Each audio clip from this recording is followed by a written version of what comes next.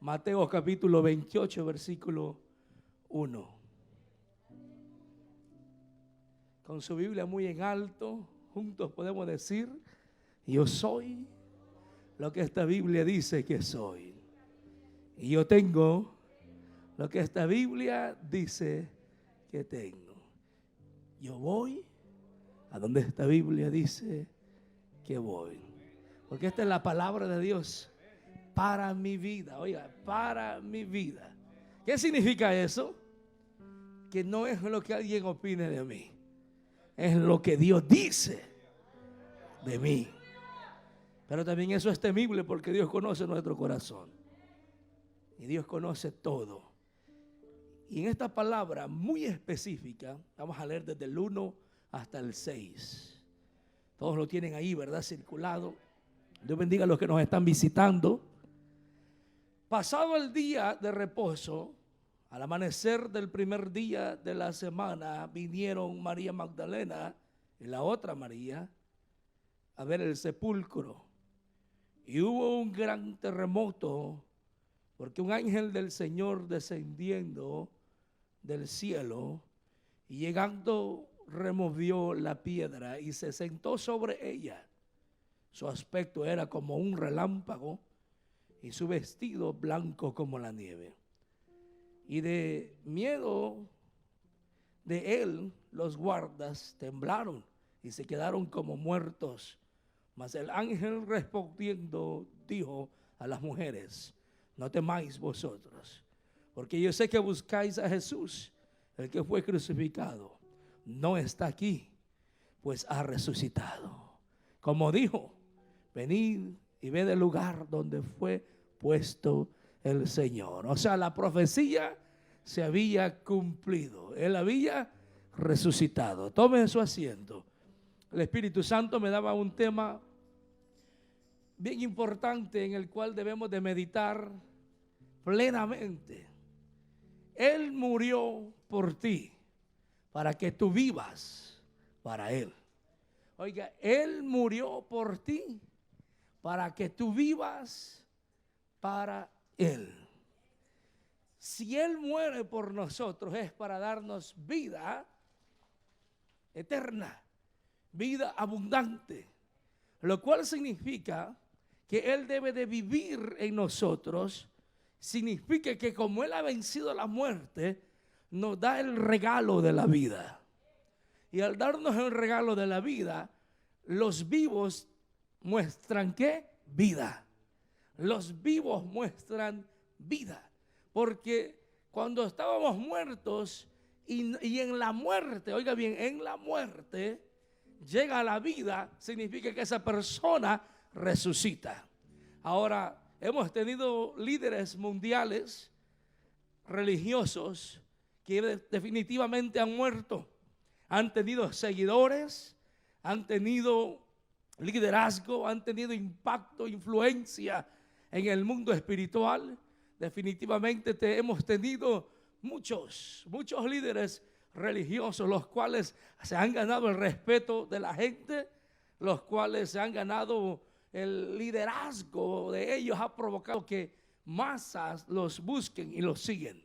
Mas sin embargo, fallaron en algo, fallaron en muchas cosas, pero lo más importante es que pudieron convencer con sus creencias, con su filosofía, pudieron convencer con su manera de pensar y transmitir muchas veces el mensaje que ellos que compartían, pero no pudieron hacer algo, no pudieron resucitar. Si ves, la muerte de Jesús tiene significado máximo hasta que Él resucita. Porque morir, muchos habían muerto crucificados. Es más, la muerte de cruz era la muerte más vergonzosa que un individuo podría tener. Y muchos habían muerto crucificados. Jesús no era el primero que moría crucificado. Jesús no era el primero que padecía en el Gólgota. Jesús no era el primero al cual habían azotado, al cual habían latigado. Jesús no era el primero. Lo que hace más impactante a Jesús todo este sufrimiento es porque Él lo venció. ¿Cómo lo venció? Muere. Es es sepultado, pero resucita al tercer día, como él lo había profetizado, como los profetas lo habían anunciado. Y eso hace una diferencia. La diferencia de todo el sacrificio de Jesús es en su resurrección, porque cuando él muere, recuerde, también mueren otros que estaban con él al lado y murieron de la misma manera, crucificados. La diferencia es que ellos no resucitaron para dar salvación.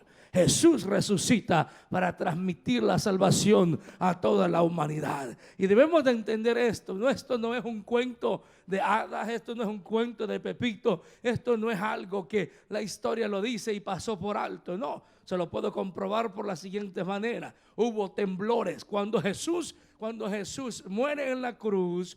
Jesús dice que la tierra tiembla. Óigame, se oscurece cuando él está siendo crucificado. Y esos son sucesos que están marcados en la historia. Oiga, es un suceso que a mediodía, oiga, en el día así de la luz, él hace y provoca que se oscurece, provoca que haya un terremoto. Pero no solamente tiembla, oiga, cuando él está siendo crucificado, sino que también tiembla cuando él está siendo resucitado.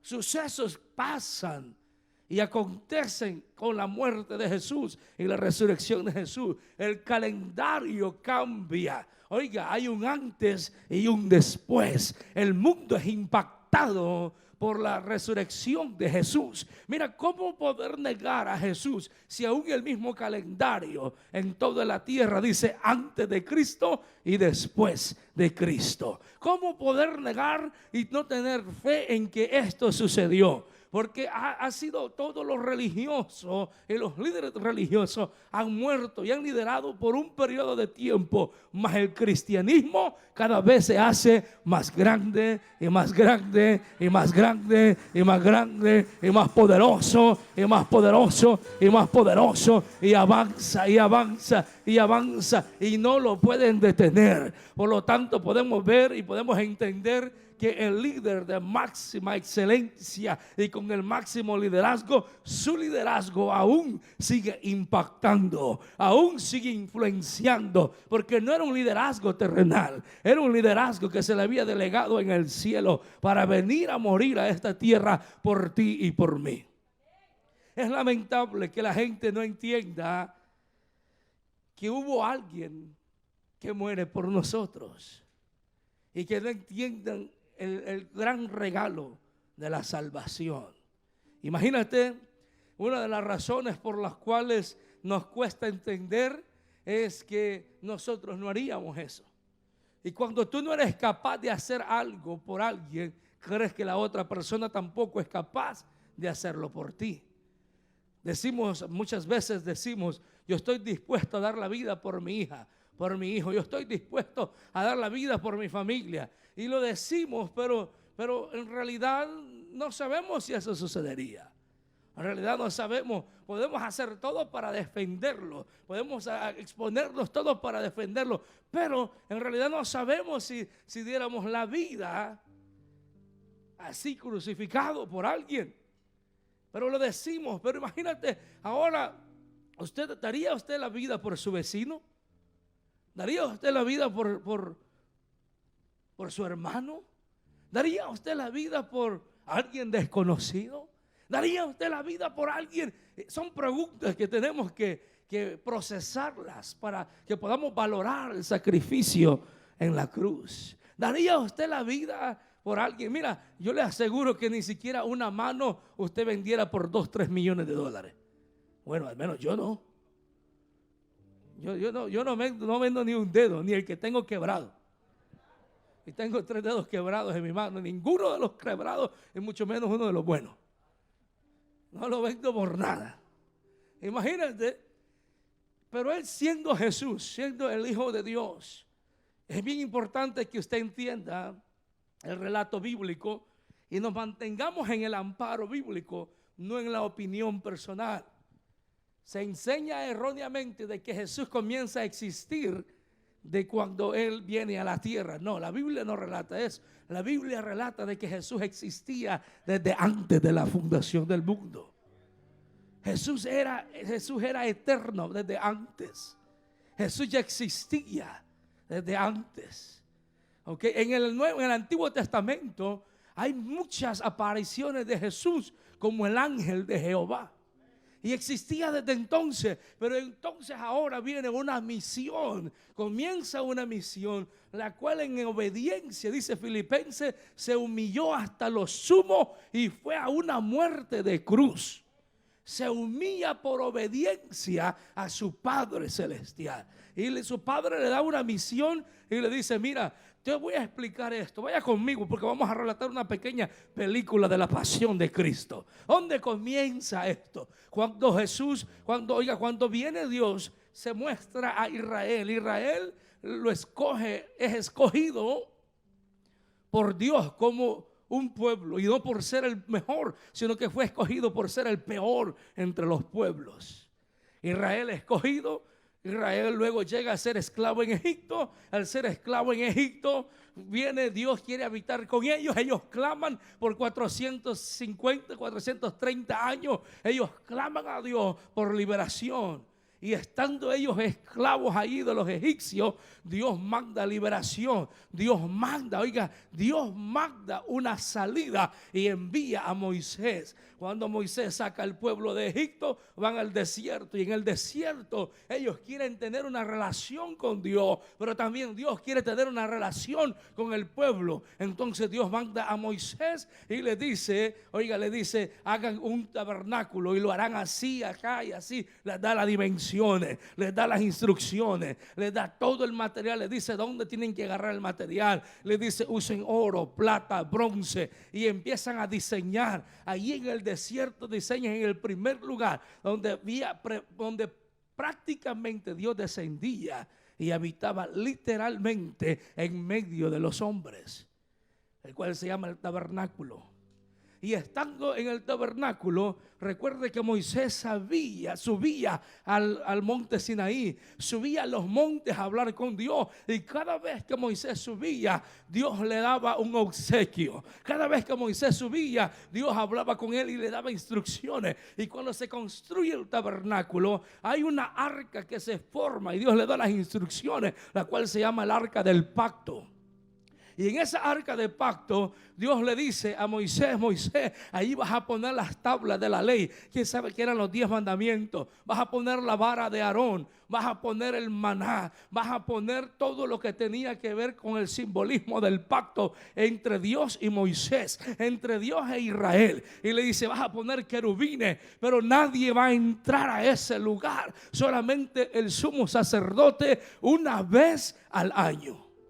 Y entonces el tabernáculo se divide por los atrios, el lugar santo y el lugar santísimo. Al lugar santo entraba todo lo que tenía que ver con lo ministerial y tenían acceso para presentar ofrendas, para presentar sacrificios por los pecados del pueblo, sacrificios por la limpieza, sacrificios de paz, sacrificios de bendición. El pueblo presentaba sus ofrendas y las quemaban y las ofrecían, y dice que Dios descendía con fuego y consumía, y eso significaba que Dios aceptaba el sacrificio del imperfecto. Y luego, pero había una ofrenda que se hacía, había un sacrificio que se hacía una vez al año, que se le llamaba redención, remisión de pecados. No era redención porque la redención viene a través de Jesús, era remisión de pecados. El pueblo juntaba todas sus ofrendas. El sumo sacerdote entraba una vez al año. Óigame, ¿sabe cómo entraba? Usted que conoce la historia, dice que entraba una vez al año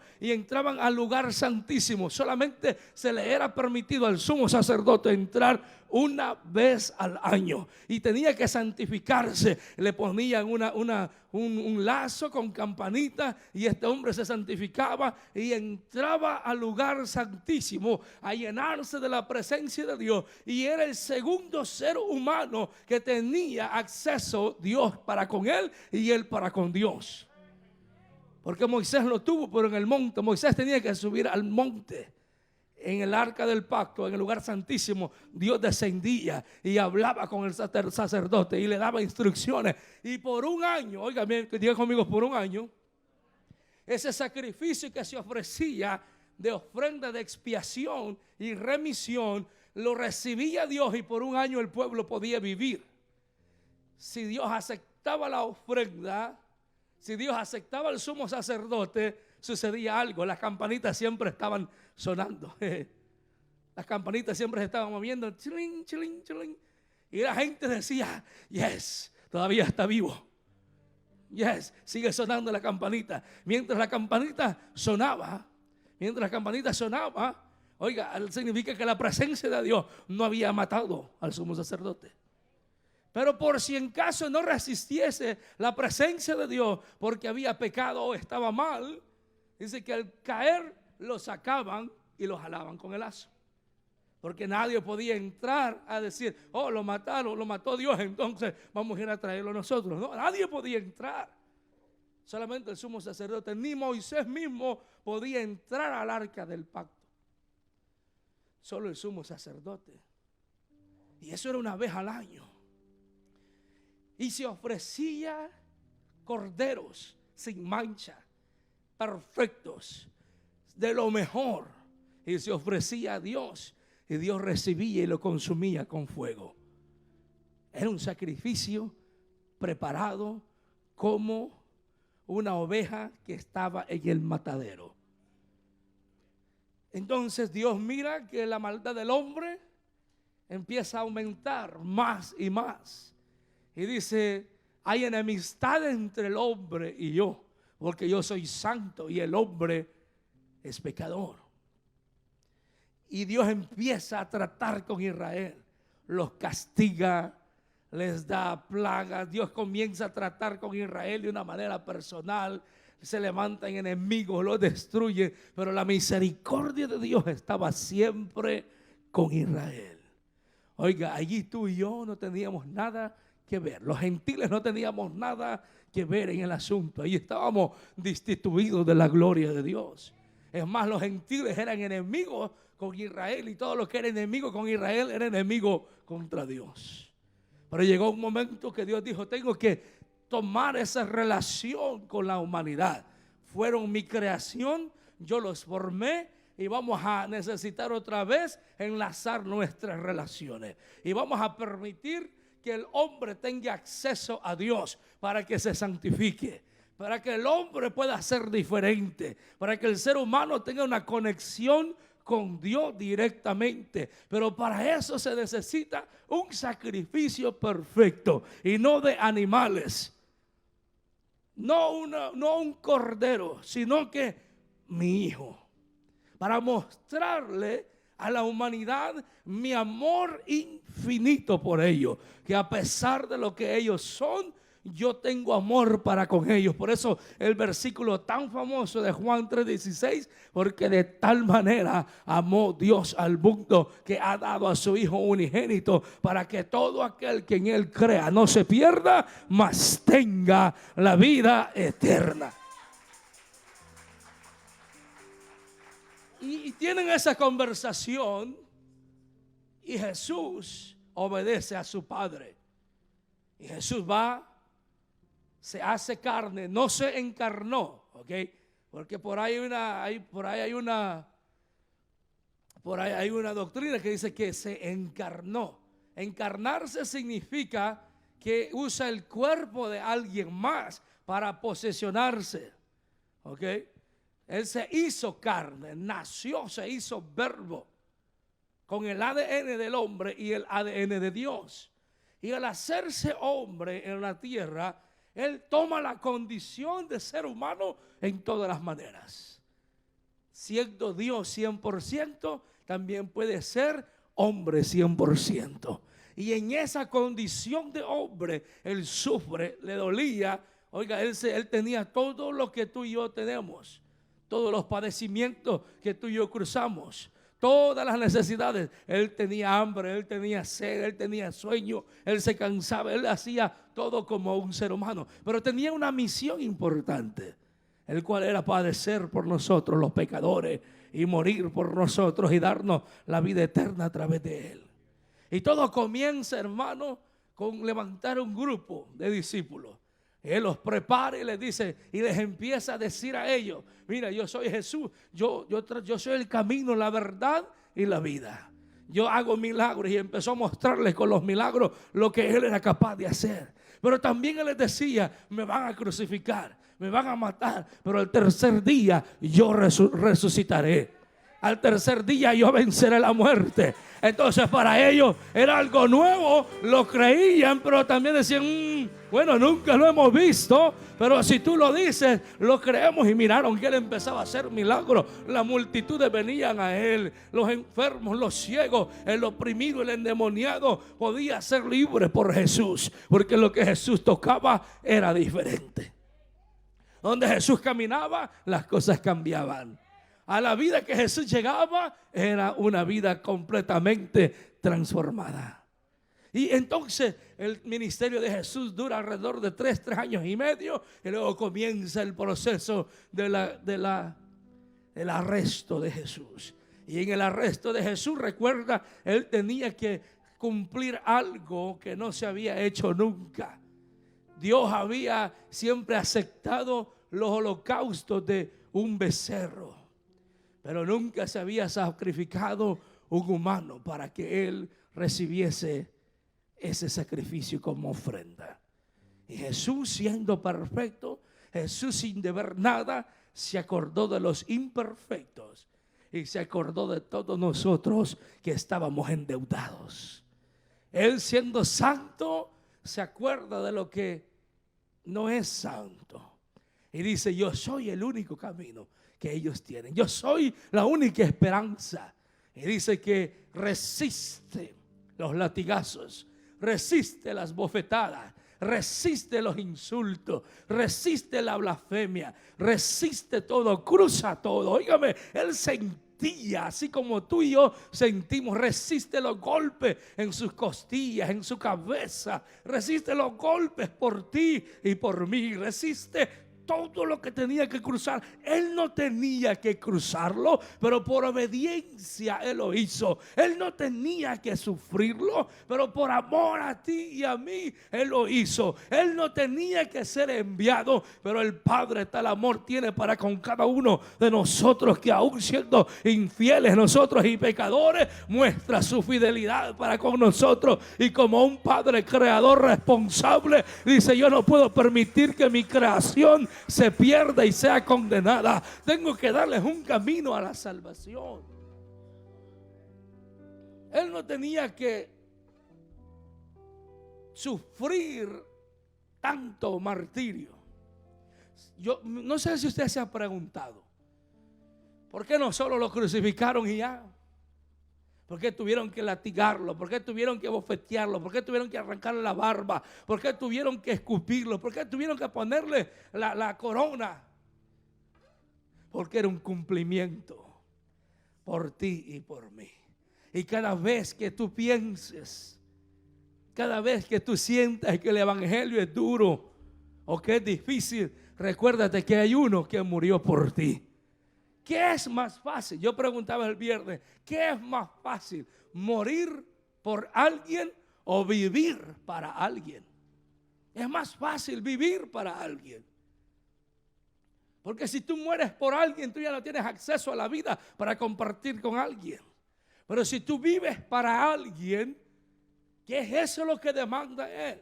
Que vivamos para Él, porque Él ya murió por nosotros. Y vivir para Él significa valorar lo que Él hizo e intentar vivir una vida agradable aquí en la tierra, honrándolo y representándolo. Wow, ¿escuchó lo que le acabo de decir? Honrándolo y representándolo.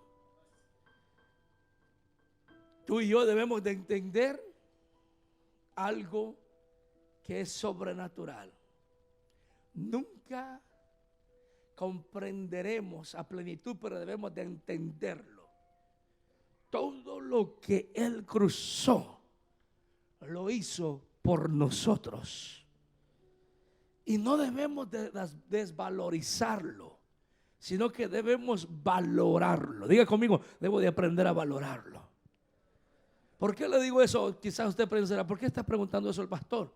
Porque con nuestro comportamiento, con nuestra vida, con nuestro testimonio, oiga, representamos de quién somos y quién gobierna en nosotros. la gracia se compra a precio de sangre, es verdad. Pero la gracia no es para que tú y yo pequemos con libertinaje. La gracia es para que tú y yo tengamos acceso a lo que antes no teníamos acceso.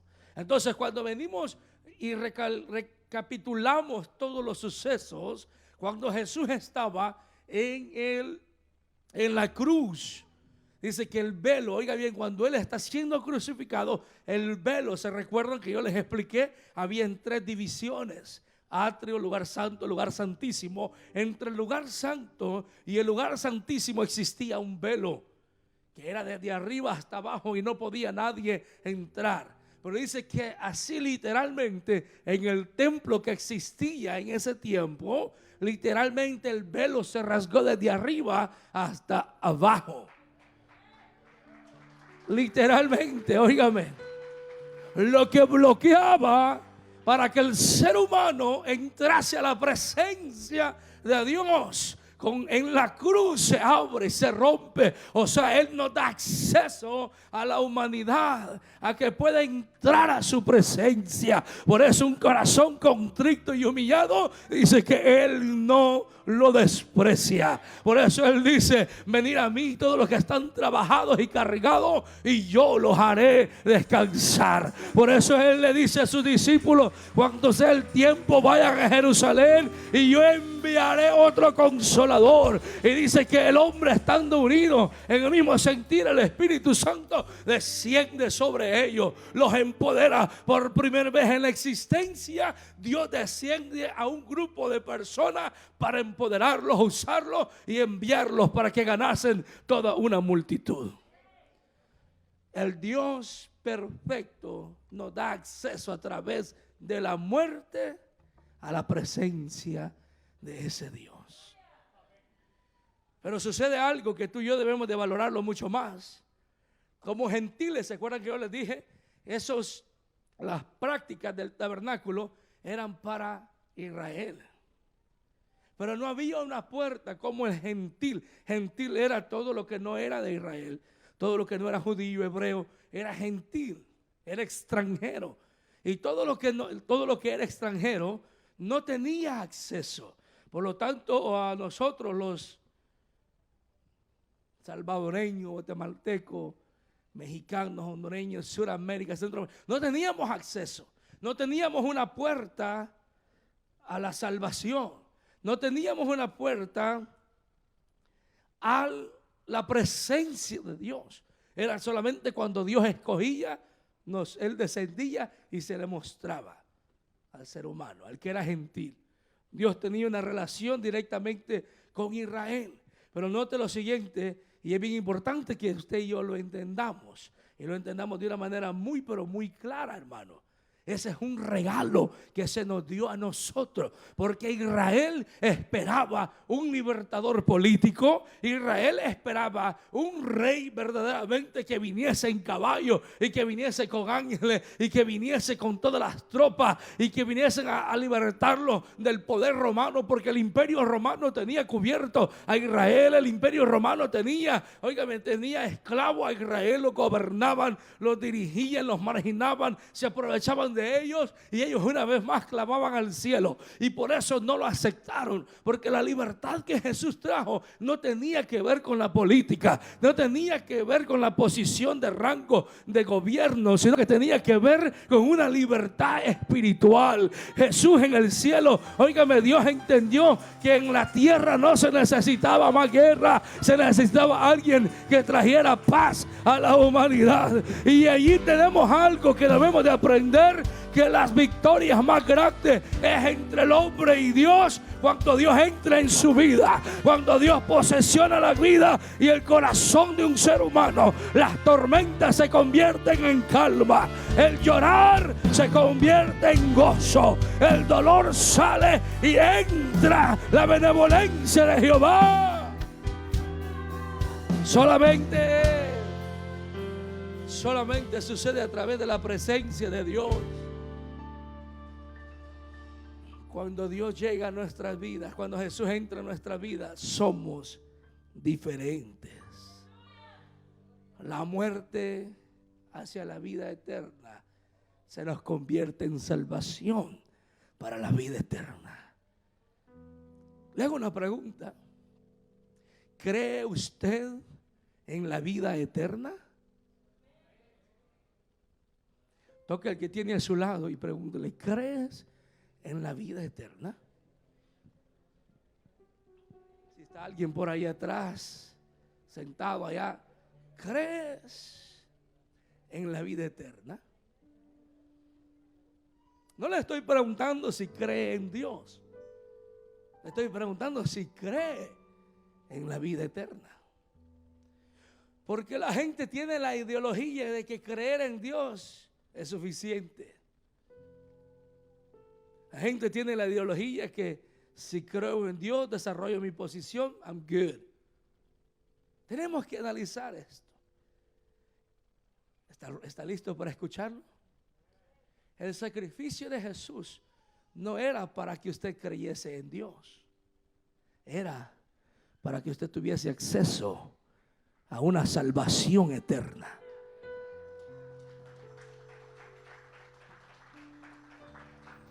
Por lo tanto, si usted no cree en la vida eterna, no le hace sentido todo lo que Jesús pudo haber hecho por usted. Si usted cree que estaremos aquí toda una eternidad y moriremos aquí y nos enterrará y nada pasa de allí, entonces lo primero no es solamente creer en Dios, sino que creer en la vida eterna. Y el Espíritu Santo me mostraba algo y me decía lo siguiente, y usted me va a ayudar a confirmarlo. Me decía, la mayoría de gente cree en mí. La mayoría de gente cree en Dios. Pero una cosa es que crean en mí a que vivan para mí. Son dos cosas bien diferentes. Creer en Dios no significa vivir para Dios. Y creer en Dios no significa creer en la vida eterna. Cuando tú pierdes la brújula de qué es la vida eterna, de que existe un infierno y existe un cielo, el evangelio no tiene sentido para ti. Porque puedes vivir un evangelio liberal de pecados, de inmundicia, y como crees en Dios, crees que siempre tienes acceso a Dios. Y es muy peligroso jugar entre esa línea. Es muy peligroso jugar entre, por la gracia de Dios hago lo que sea, pero Él es Dios que tiene amor, misericordioso, y de todas maneras me perdona. Hay una diferencia entre el que peca sin conocer a Dios y el que peca conociendo a Dios. ¿Escuchó lo que le acabo de decir? Hay una diferencia muy grande entre el que peca conociendo a Dios y el que peca no conociendo a Dios. Pero esa pregunta debe de tenerla en su mente. ¿Cree en la vida eterna?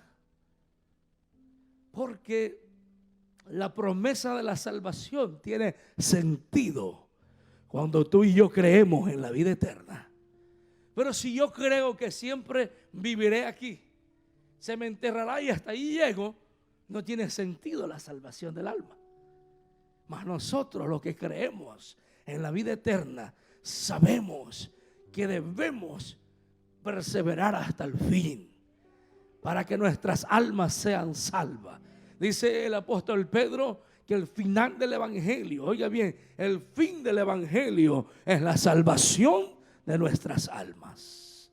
¿Para dónde? Para una eternidad con Cristo Jesús. Entonces cuando Jesús muere, oiga, cuando Jesús muere, hay muchos personajes que están esperando a ver qué va a suceder.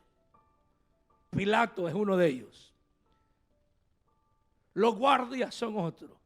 Los sacerdotes y los escribas estaban preocupados. Sus discípulos, las mujeres que andaban con Jesús, todas las multitudes que habían escuchado que Él decía, no se preocupen, voy a ir como oveja al matadero. Todos aquellos que cuando vinieron a arrestarlo, Pedro se levanta y corta la oreja de uno de los soldados y Jesús le dice, no. Si eso fuera necesario, Pedro, yo tengo legiones de ángeles que viniesen a defenderme y a ganar a todo mundo y a destruir. No es necesario eso, Pedro. Y toda esa gente, oiga, el que viene Jesús y le agarra la oreja y se la devuelve. Y los que andaban con él, los que lo crucificaron, los que se burlaron de él, había una expectativa porque él había anunciado que al tercer día él iba a resucitar. Había una expectativa en la gente, unos por curiosidad, otros por miedo, porque si él resucitaba, ellos pensaban, y bueno, si hoy se nos levanta este de la tumba y nosotros lo crucificamos, imagínate lo que nos espera. Y había una expectativa, había algo. Por 3 días Jesús muere. Jesús es sepultado en una tumba nueva que estaba ahí preparada para él. Y en el cielo, oiga, en el cielo se asigna ángeles a cuidar la tumba de Jesús. Pero cuando Jesús está en el sepulcro, hay muchas cosas que pasan. Hay muchos sucesos. Y usted puede ver en Mateo capítulo 28 y el resto también del 27. Muertos resucitan y salen de las tumbas y se le aparecen a los familiares. Todo lo que había creído en Dios resucita para la vida eterna. Él va al infierno, óigame, él desciende a lo más profundo de la tierra. Jesús, óigame, quiere decir que literalmente su cuerpo estaba sepultado, pero su espíritu, como era Dios, y acuérdate que Dios puede ser omnipresente, omnisciente, óigame, él puede estar en todos lados, él puede hacerlo todo a la misma vez. Entonces la muerte no puede contenerlo. Lo que hizo es, la muerte contuvo el cuerpo de Jesús, pero la muerte debería entender que aunque mataba el cuerpo, el alma de Jesús, el espíritu de Jesús él tenía la deidad de Dios. O sea, Jesús era incontenible, no matter what.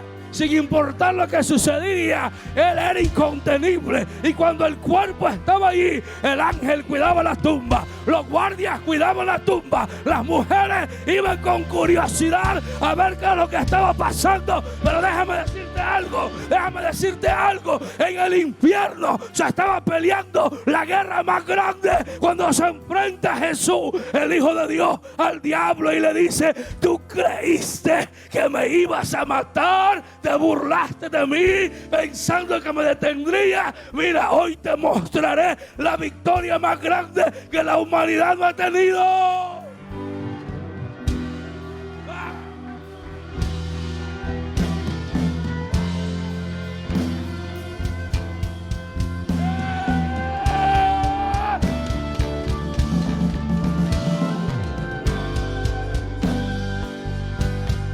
La gente no habla. La gente no habla de esto. Pero cuando el cuerpo de Jesús está allí mismo en la tumba, él va y se enfrenta en el infierno y le arrebata las llaves del ángel de la muerte. Oiga, y cae y le quita y le dice: yo venceré la muerte. Wow, yo no sé si alguien está entendiendo lo que le estoy diciendo, pero dice Romanos que estábamos destituidos de la gloria de Dios. Estábamos muertos en delitos y en pecados. No había acceso de ninguna manera. No había oportunidad.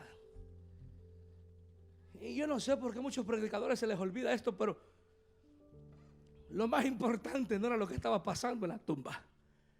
Esa era la expectativa de la gente, porque había expectativa. ¿Escuchó lo que le acabo de decir? Había expectativa. Había what's going to happen. Pero en el mundo espiritual lo más importante era lo que estaba sucediendo. entre el cielo y el infierno. Para donde van las dos, para donde va la eternidad. Y allí se estaba Jesús, quita las llaves de la muerte. Y es por eso que usted debe de entender lo siguiente. Y aunque no lo entienda, es así. Aún lo que parece injusto que muere y no tenemos explicación, Dios siempre tiene el control. ¿Escuchó lo que le acabo de decir? Porque la muerte ya no le corresponde a Satanás. Él vence el ángel de la muerte y le quita la potestad de la muerte y la agarra a Jesús. Y es por eso que Él tiene el acceso de poder resucitar. Pero también allí Él le dice al mismo diablo, le dice, y se cumple la profecía de Génesis capítulo 3 versículo 15, donde el mismo Dios hablando le dice, la serpiente te picará en el carcañal, pero tú lo pisarás en la cabeza.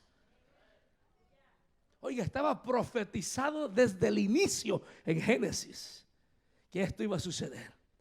Y exactamente cuando Satanás cree que lo vence en la cruz del Calvario y dice, yo le ofrecí cuando estábamos arriba del templo y no quiso. Hoy está crucificado, hoy está muerto. Satanás está cruzando todo por su mente. Este era el único que me hacía frente en la tierra. Este era el único, el enviado de Dios que me podía hacer frente. Ahora las naciones me van a servir. Ahora las naciones van a ser mías. Es lo que estaba cruzando por la mente de Satanás. Pero nunca se imaginó que Jesús venía y le decía, te equivocaste. Lo que tú pensaste tener la mayor victoria sobre mí, yo estoy teniendo la mayor victoria sobre ti y estoy dándole victoria a una humanidad para que puedan ser libres de ti, para que sean ser libres de la opresión, del pecado, de la esclavitud de vicios, de la enfermedad. Y cuando sube, cuando regresa de nuevo a lo literal, el ángel entonces le habla a las mujeres, ¿por qué buscáis al que no está entre los muertos? Él dijo que resucitaría. Oiga, ¿saben lo curioso de esto? Y dice que el sumo sacerdote, los escribas y toda la gente que acordaron para crucificar a Jesús, dice que fueron ante Pilato, fueron ante Pilato y le dijeron, mira, ¿sabes qué? Él dijo que iba a resucitar. Y no vaya a ser que uno de sus creyentes vaya y agarre el cuerpo y luego vayan a decir que resucitó y van a creer. Y entonces el postrer estado será peor que el pasado. Y entonces la cosa se nos fregó. Entonces dice que Pilato dice, ok, manden la guardia. Y por eso esos dos guardias estaban ahí. Porque ellos pensaban que podía haber una posibilidad que sus mismos seguidores fueran a sacarlo de la tumba. Y más tarde usted lee que dice que ese fue el invento de ellos. Dice que le dijo, oh no, los discípulos fueron a sacar de la tumba el cuerpo, por eso el cuerpo no estaba ahí. Pero dice que él empezó a aparecerse. Entonces el ángel le dice, resucitó y la tumba está vacía. Resucitó y la tumba está vacía. Resucitó y la tumba está vacía. No servimos a nadie. No servimos a nadie que está muerto. Servimos a un Dios. Servimos a un Salvador. Servimos a un Redentor. Servimos a alguien que nos dio esperanza y esperanza viva en Cristo Jesús. Servimos a aquel que murió por nosotros. Toca a alguien y dile, vive para aquel que murió por ti. Díselo. Vive para aquel que murió por ti. Yo le voy a hacer un paréntesis. Muchas personas creen que la vida espiritual o religiosa consiste en perfeccionarnos y que nunca podemos alcanzar las cosas si no hay una perfección en nosotros. Le voy a explicar algo, pero se lo voy a explicar con una pregunta. ¿Ok? ¿Qué de malo tuviese que nos perfeccionemos para hacer lo bueno? Aunque al final no obtuviéramos nada, ¿qué de malo tuviese? Nada. Porque al final nos estamos convirtiendo en una mejor persona. ¿Sí ves? Dice que una ocasión, yo quiero que se meta esto a su gigabyte. Esto fue literal, esto no pasó, esto es una historia, no es una anécdota, sino que un hombre de Dios dio el testimonio. Y dice que lo contrataron como para ser el pastor general de lo que es la iglesia hispana en California. Y cuando lo contratan y lo están entrevistando, el mayor de los pastores entra y le pregunta y le dice: ¿la salvación se pierde o es eterna? Y él dice, bueno, lo empiezan a preguntar, a cuestionar. Le dice, ¿fuiste al instituto, estudiaste?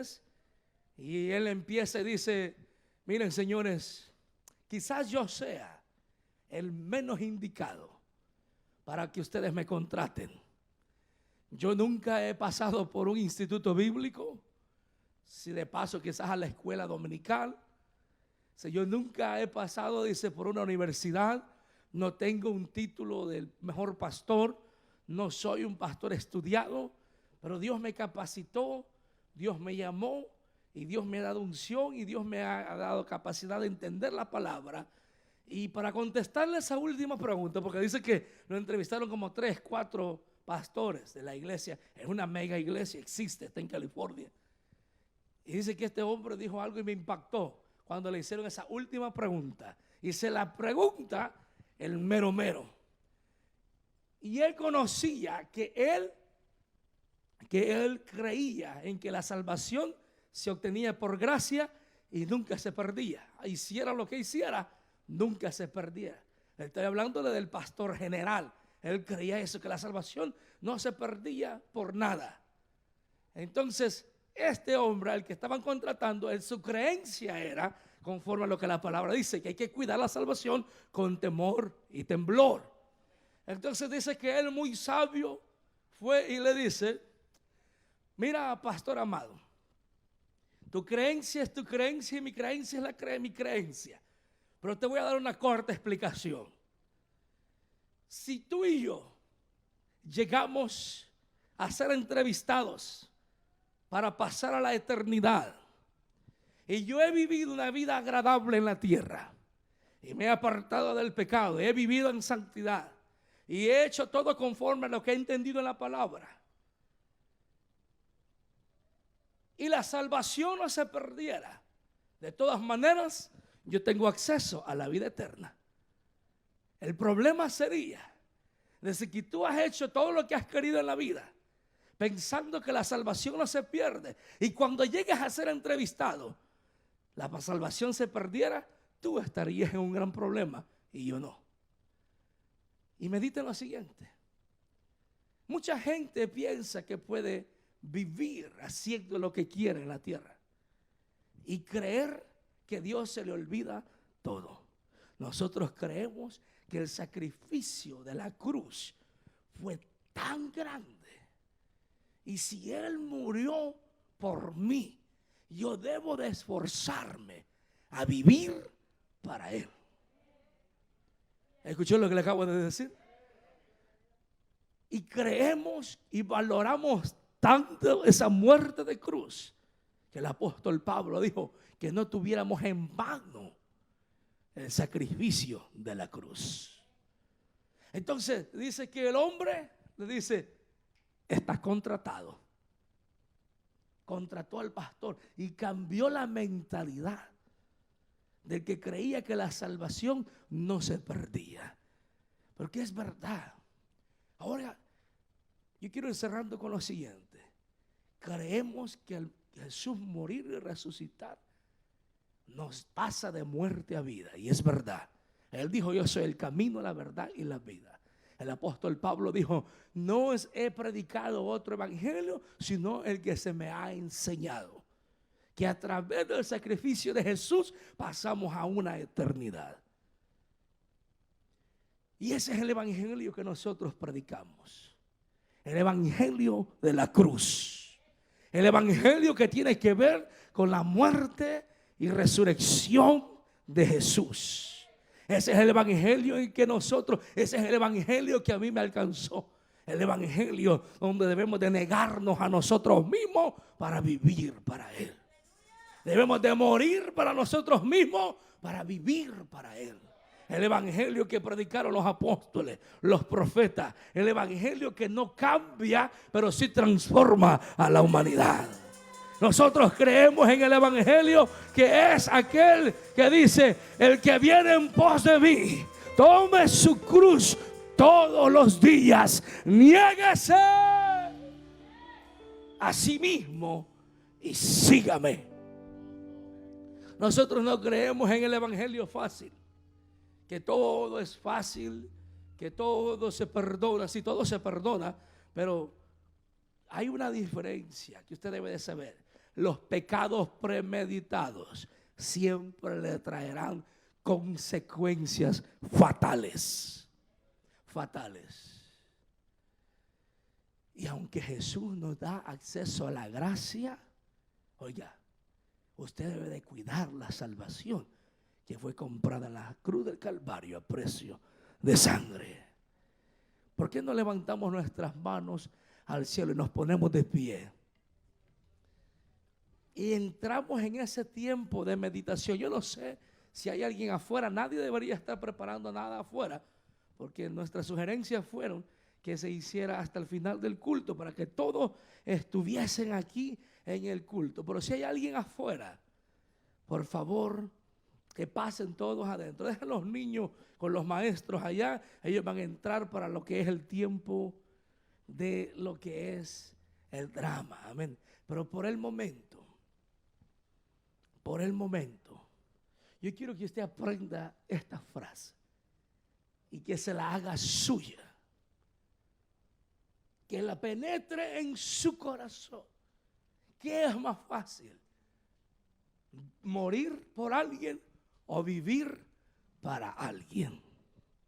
Lo más fácil es vivir para alguien, porque estás viviendo. Entonces, por eso Jesús dijo que Él quería que en Él tuviéramos vida, y vida en abundancia. Hello. Vida en abundancia en Jesús. Vida en abundancia en aquel que murió y resucitó. El mundo habla hoy de la resurrección de Jesús, mas la pregunta es: yo estoy seguro que Jesús resucitó. Yo estoy 100% seguro que la expectativa que el mundo tenía, Él no la decepcionó, sino que la cumplió. La cumplió. Resucitó al tercer día y la noticia se pasó por todo el mundo. Aquellos que lo crucificaron, aquellos que lo esperaban, aquellos que se burlaron de Él. Lo que ahora ellos no entendían era que Él había resucitado por ellos, que Él había resucitado por aquellos que lo habían negado, que Él había resucitado por aquellos que lo habían traicionado, pero también resucitó por ti, que ni siquiera aparecemos en la historia bíblica. También resucitó por aquel que quizás más tarde sería un drogadicto, un borracho y alguien perdido en los vicios. También resucitó por aquellos que quizás más tarde tendrían que cruzar por algo que les iba a marcar en su vida. También resucitó por aquellos que un día estarían quizás en este lugar y aprenderían a creer en la vida eterna. Jesús resucitó por nosotros. Jesús resucitó por aquel que no tenía esperanza, que estaba allá quizás en lo profundo de la drogadicción. Jesús resucitó por aquella mujer o aquel hombre que sus padres quizás desde pequeño lo abandonaron y se enfrenta a todo un mundo sin un plan de vida porque no miró a un papá o a una mamá ejemplar que le ayudase a vivir en la tierra. Jesús resucitó para darle esperanza a aquella mujer que quizás un día su esposo la abandonó con 2, 3 hijos y nunca más supo de él.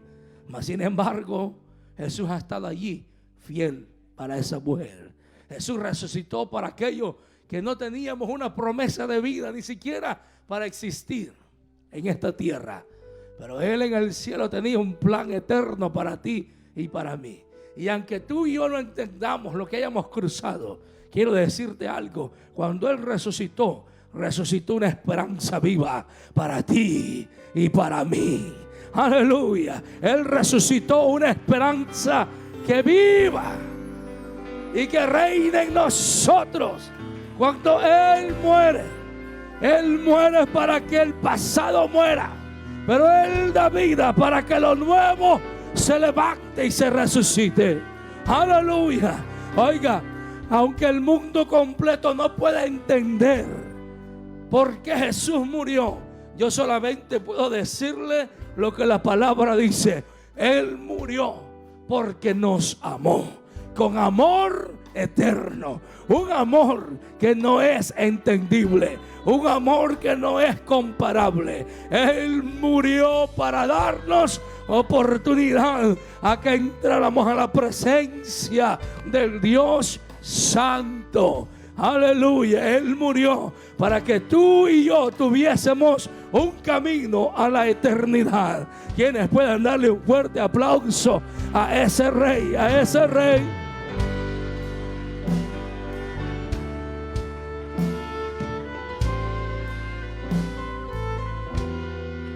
Gracias, Señor.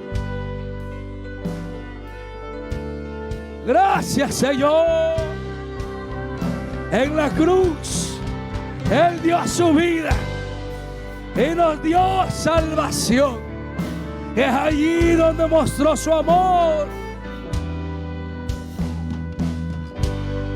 y nos dio esperanza, una esperanza eterna. Alguien puede elevar un clamor al cielo y decirle muchas gracias, Dios.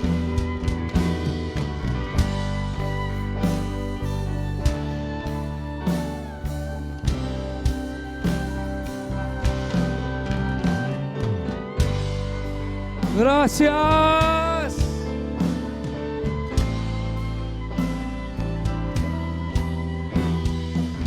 Gracias. Gracias por morir por mí.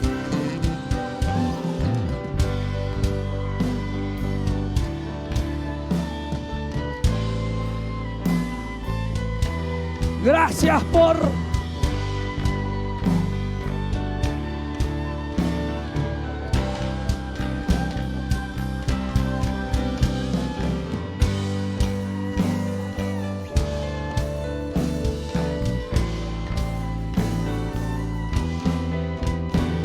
díselo.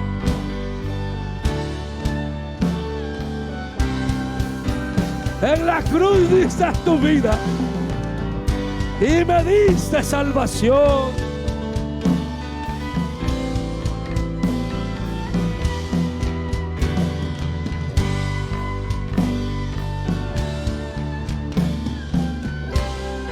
Aleluya.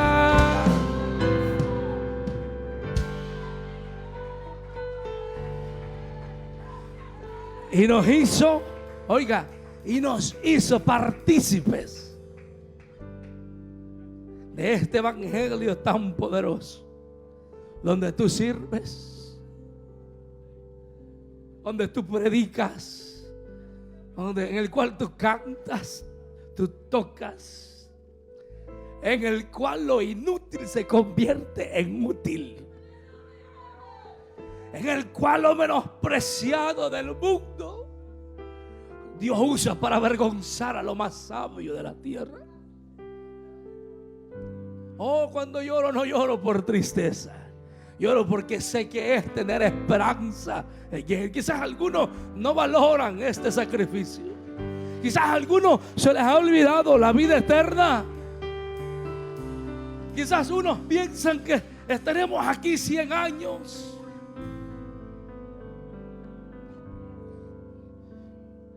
Quizás habrán personas que creen que esto es solamente un cuento y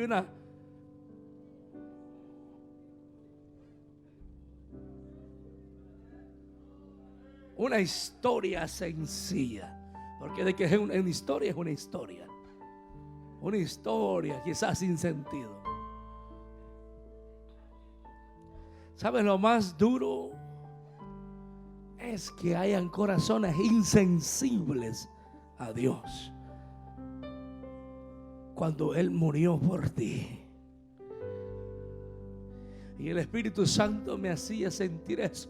Haz un solo llamado, porque hay personas que su corazón está insensible para Dios. ¿Qué quiere decir insensible para Dios?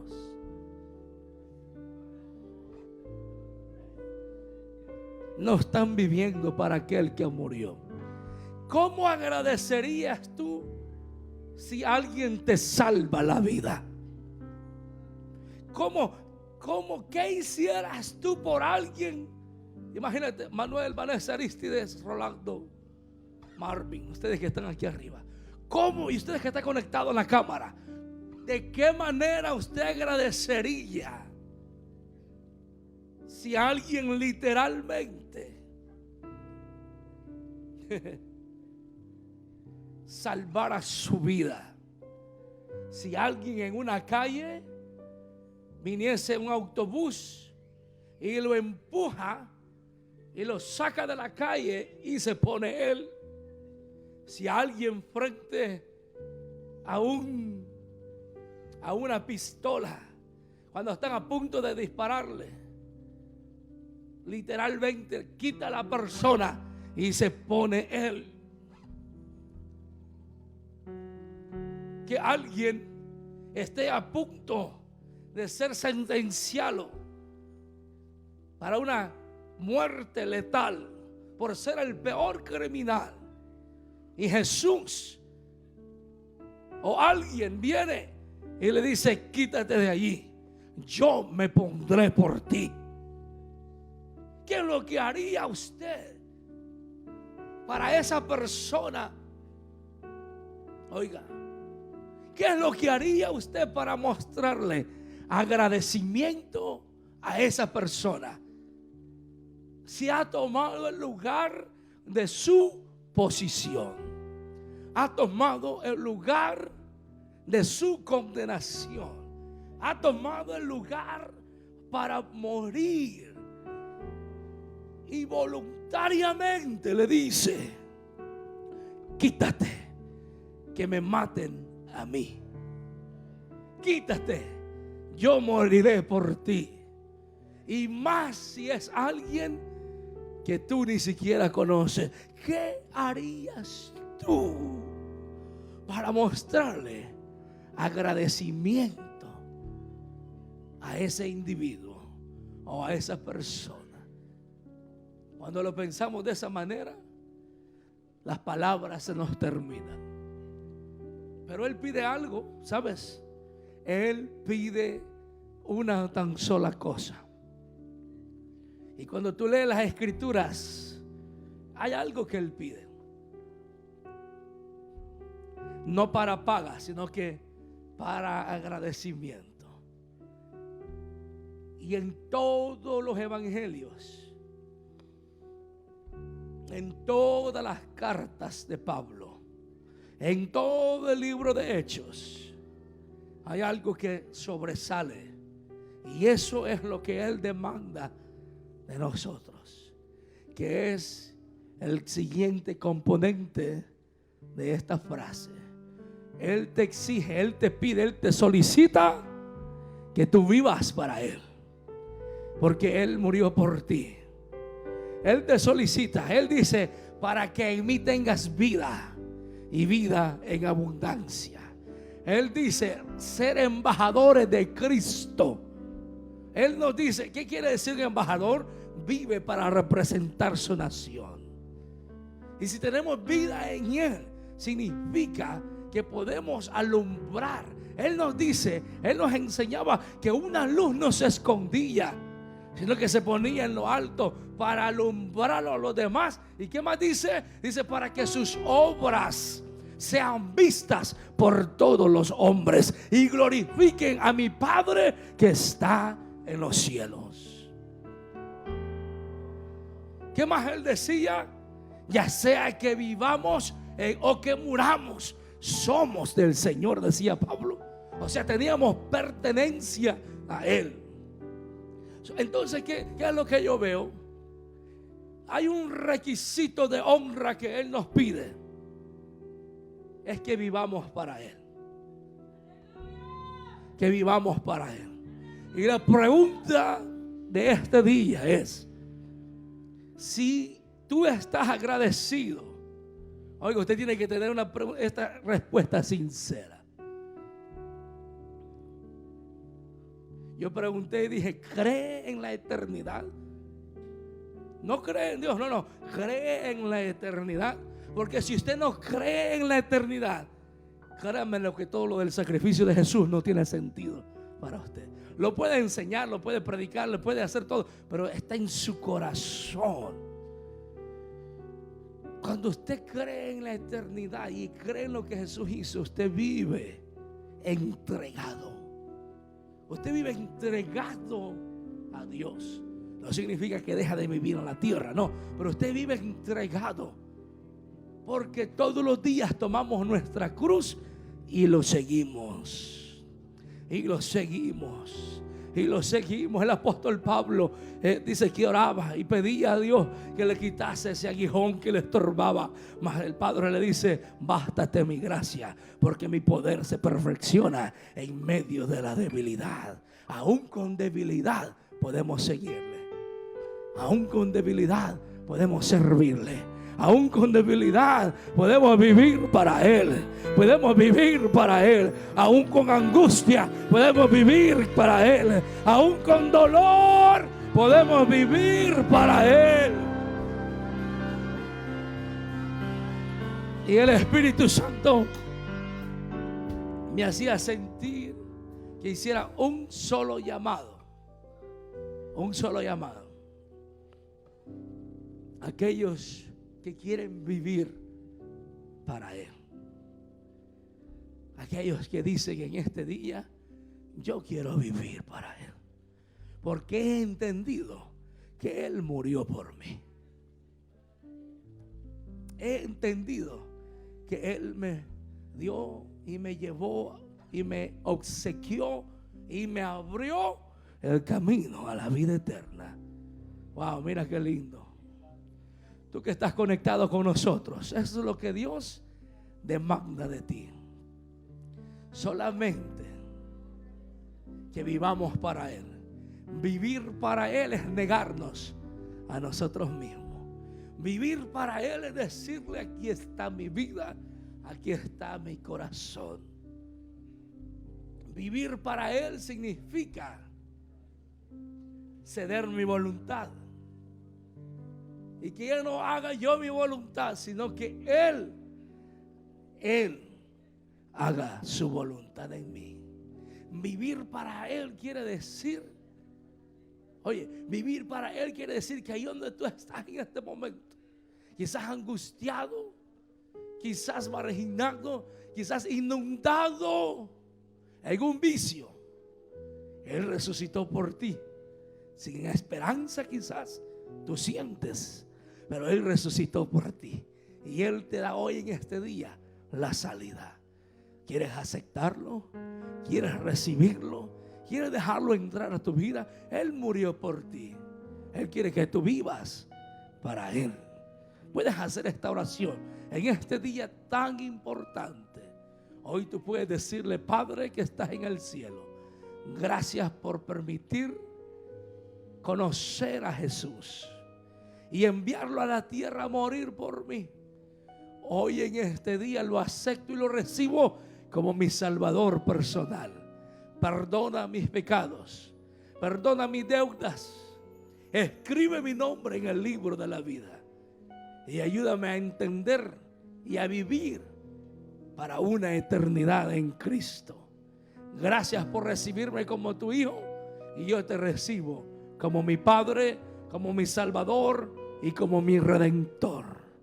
Gracias. Si has hecho esta oración, escribe ahí en los comentarios y di: he recibido a Jesús como mi Salvador personal. Gracias. Dios te bendiga. Gracias por conectarte con nosotros.